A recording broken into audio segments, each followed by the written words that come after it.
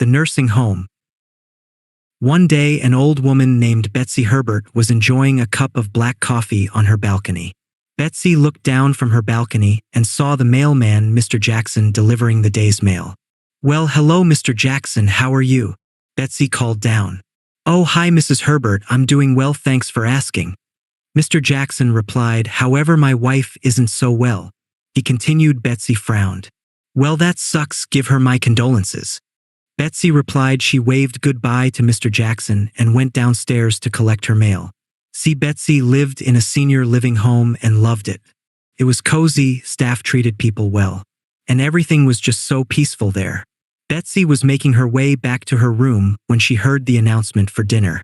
She quickly put her mail in her room and went to the dining room and sat down with her closest friends Carla and Jane. Betsy, Carla, and Jane talked for 2 hours before going back to their rooms. Betsy was getting ready for bed when she heard a tapping sound coming from the room next door. That's strange, nobody has been in that room for years," she said. "So who could be tapping on the wall?" Betsy wondered, but she just forgot about the noise and went to bed. That night, Betsy had a dream. One of the male nurses at the facility was trying to kill her. He was swinging a kitchen knife at her and saying, "Die, bitch, die." Betsy woke up drenched in sweat and crying softly. What the hell was that dream? What was that fucking dream? Betsy asked herself. That's when a nurse came into Betsy's room. "What's going on here?" Nurse Lisa Fields asked. Lisa was a U.S. Marine before she started working for the facility. She was 23 when she left the Marines, and now she is 35 and working happily. "Oh, nothing, Nurse Lisa, I just had a bad dream is all," Betsy explained. "Well, try and keep it down, okay?" Nurse Lisa responded. "Yes, ma'am," Betsy replied. The next morning, Betsy was shaken and watching every male nurse carefully. "Betsy, you look worried, is everything okay?" Jane asked, seeing the fear in Betsy's eyes. "Oh, I'm okay, I'm fucking peachy," Betsy said aggressively. "Whoa, Betsy, calm down," Carla said.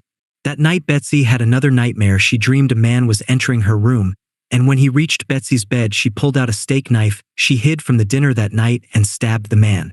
But it didn't sound like a man, it sounded female. That's when Betsy opened her eyes and saw Nurse Lisa Fields in a pool of blood, stabbed in the chest 4 times.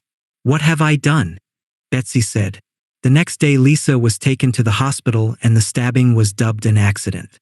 That night at dinner, Betsy, Jane, and Carla talked about what a great nurse Lisa was. That's when the administrator walked up.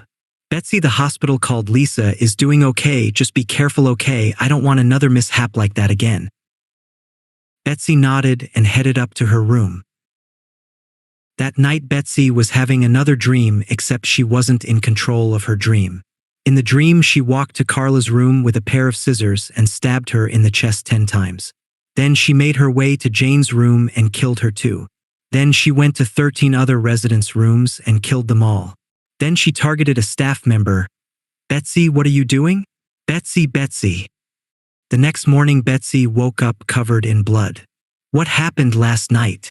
What Betsy didn't know is she killed 14 residents and 4 staff members. See, Betsy wasn't having nightmares, she was forgetting to take her antipsychotics, so that night she was hallucinating. She thought everyone was trying to kill her. So she took matters into her own hands. Betsy Herbert was arrested May 18, 1986 and sentenced to life in prison.